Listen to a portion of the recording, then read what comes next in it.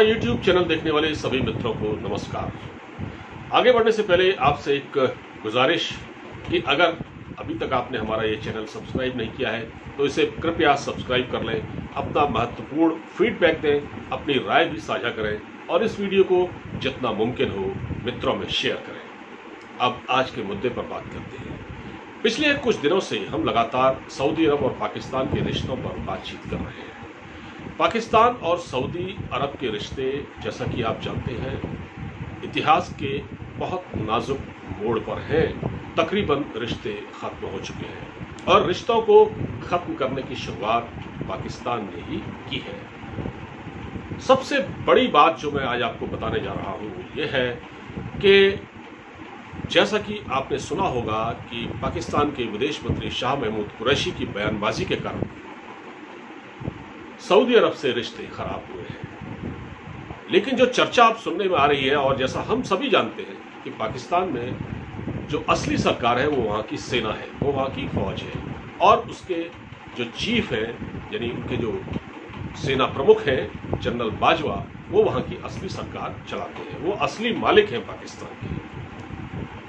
असल में शाह महमूद कुरैशी ने जो बयान दिया था, अब जो बात निकलकर सामने आ रही है, लोग कह रहे हैं, वहाँ के जो जानकार हैं वो ये कहते हैं, कुछ अखबारों में भी पाकिस्तान की इस तरह की खबरें छपी हैं जिसमें ये लगातार चर्चा हो रही है। क्योंकि पाकिस्तान की दिक्कत क्या है कि वहाँ पर लोकतांत्रिक जो संस्था है, जो जैसे वहाँ की जो जमहूरियत है उससे जुड़े हुए जो नुमाइंदे हैं उनको उनकी कटु आलोचना होती है, लेकिन वहाँ की फौज और ISI पर कोई टिप्पणी नहीं करता। मगर जो शाह महमूद कुरैशी हैं, दरअसल उनको एक तरह से बलि का बकरा बना दिया गया। लोग ये कह रहे हैं, वहाँ के जो जानकार हैं वो ये कहते हैं कि शाह महमूद कुरैशी की हैसियत ही नहीं है कि वो सऊदी अरब के बारे में कुछ बोल दें। ये दरअसल उनको गाइड किया गया और ये उनको किसने गाइड किया? वहाँ की एस्टेब्लिशमेंट ने, जिसको हम आर्मी कहते हैं। उन्होंने कहा कि आप ऐसा बयान दीजिए, क्योंकि दुनिया में इस वक्त सूरत हाल कुछ इसी तरह की बन रही है कि पाकिस्तान को समझ में ये नहीं आ रहा है कि वो किसकी ओर झुके। तो अब हुआ यह है कि कुरैशी से बयान तो दिलवा दिया गया, लेकिन बाजवा को यह एहसास नहीं था कि इसमें खच्चर ऐसा फंसेगा कि उनको लेने के देने पड़ जाएंगे। अब जो सबसे महत्वपूर्ण बात जो मैं आपको बताने जा रहा हूं वो ये है कि जैसा कि आपको मालूम है कि सोमवार को पाकिस्तान की ISI की चीफ जनरल फैज हमीद और आर्मी चीफ जनरल बाजवा सऊदी अरब गए हुए थे और वो वहां जाकर वहां के बादशाह मोहम्मद बिन सलमान को पटाना चाह रहे थे, उनका मान मनव्वल करना चाह रहे थे, अपनी गलती का एतराफ करना चाह रहे थे, लेकिन ऐसा नहीं हुआ।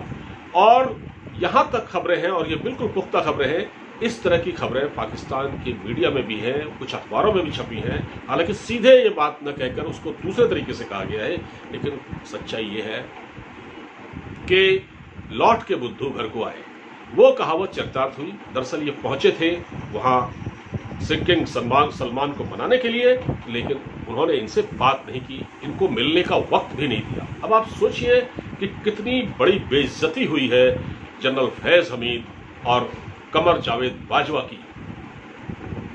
इन दोनों को मिलने का समय नहीं दिया किंग सलमान ने। और मिले किससे? ये मिले वहां के रक्षा मंत्री खालिद बिन सलमान से और वहां के जो आर्मी चीफ है सऊदी अरब के जनरल फयाद, उनसे ये लोग मिले हैं और इनको किंग सलमान से मिलने का समय ही नहीं मिला। जबकि बाजवा अपने कारनामों पर, यानी कि ये कदम उठाने के बाद, यानी सऊदी अरब के खिलाफ बयान दिलवाकर वो ऐसे फंसे कि वो अपनी गलती को मान भी सकते थे उसके सामने बैठकर, सलमान के सामने बैठकर, लेकिन उनको वो मौका ही नहीं मिला। अब पाकिस्तान बहुत परेशान है। पाकिस्तान की पॉलिटिकल क्लास वो बटी हुई है सऊदी अरब से दोस्ती को लेकर। पाकिस्तान में एक बहुत बड़ा तबका है जो ये मानता है कि सऊदी अरब से किसी भी हालत में हमको रिश्ते खराब नहीं करने चाहिए, क्योंकि 30 लाख पाकिस्तानी आज सऊदी अरब में नौकरी करते हैं। इनमें डॉक्टर भी हैं, इंजीनियर हैं, इनमें छोटे कामगार भी हैं। अगर सऊदी अरब से रिश्ते खराब हो गए, जैसा कि हो चुके हैं, तो कहीं, क्योंकि वहाँ तो बादशाही है, वहाँ कोई लोकतंत्र तो है नहीं, वो फरमान जारी कर देंगे कि जितने पाकिस्तानी हमारे यहाँ नौकरी कर रहे हैं उनको यहाँ से निकाला जाए। फिर ये लोग क्या करेंगे, ये सारी चिंता इस बात की है। और वो लोग पाकिस्तान को हर साल रेमिटेंसेज भेजते हैं, भारी मात्रा में वहाँ से रेमिटेंसेज आते हैं पाकिस्तान के लिए, और अगर वो ना आए तो पाकिस्तान की अर्थव्यवस्था का जो पहले से ही तबाह है उसका क्या होगा ये आप समझ सकते हैं। चीन से ये लोग कर्ज ले नहीं सकते, ज्यादा चीन वैसे इनका दोस्त है, चीन से ये लोग कर्जा ले नहीं सकते, ये चाहते भी नहीं है।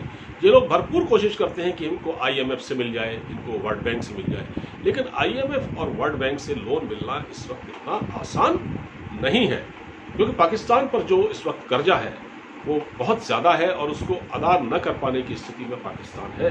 और अभी जैसे सऊदी अरब ने अपना $1 अरब मांग लिया है और वो बाकी भी मांग रहा है, तो जो $1 अरब था वो भी चीन से लेकर इन लोगों ने उसको चुकाया है। दरअसल प्रॉब्लम सारी वही है कि पाकिस्तान ये इस जिद पर अड़ा हुआ था कि ये सऊदी अरब OIC देशों का अध्यक्ष होने के नाते एक कॉन्फ्रेंस बुलाए, उसमें कश्मीर से रिलेटेड जो बात है, कश्मीर का जो मुद्दा उठाया जाए। लेकिन किंग सलमान ने इनसे कहा था, इस तरह सूत्रों से ये जानकारी मिली है कि किंग सलमान ने इनसे कहा था कि आप अपने मामला दुरुस्त करें, आप कश्मीर का रोना बाद में रोएं, पहले अपने आप को दुरुस्त करें। लेकिन क्योंकि पाकिस्तान की जो सेना है उसका अस्तित्व ही कश्मीर पर टिका हुआ है, जिस दिन कश्मीर के मुद्दे पर ये लोग बातचीत करना बंद कर देंगे उस दिन पाकिस्तान की जो फौज है उनकी दाल रोटी बंद हो जाएगी। इस बात का डर वहाँ की आर्मी को है और वो उनकी सेना इसीलिए कश्मीर के मुद्दे को बनाए रखना चाहती है, उसको हवा देती रहती है और आतंकवादियों को पालती है, उसको भारत में भेजती है।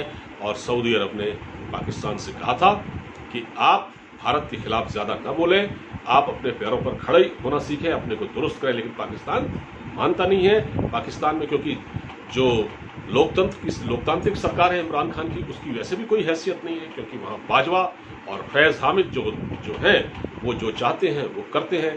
इसलिए पाकिस्तान की स्थिति दुनिया में इस वक्त लगातार कमज़ोर हो रही है। पाकिस्तान को अपने जो दोस्त ममालिक हैं यानी उनको भी अब उनके लिए भी पाकिस्तान एक बर्डन बनता जा रहा है।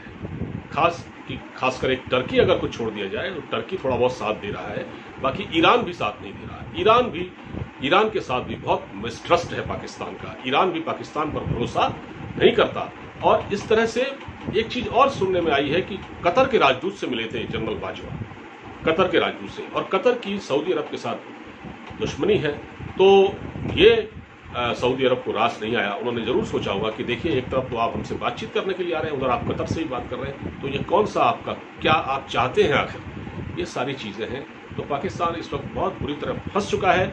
जनरल बाजवा और फैज़ हामिद की कोई मुलाकात नहीं हुई किंग सलमान से, इससे घनघोर बेइज्जती और क्या हो सकती है पाकिस्तान की। फिलहाल इस वीडियो में इतना ही। अब मुझे इजाजत दीजिए, अपना ख्याल रखिए, नमस्कार।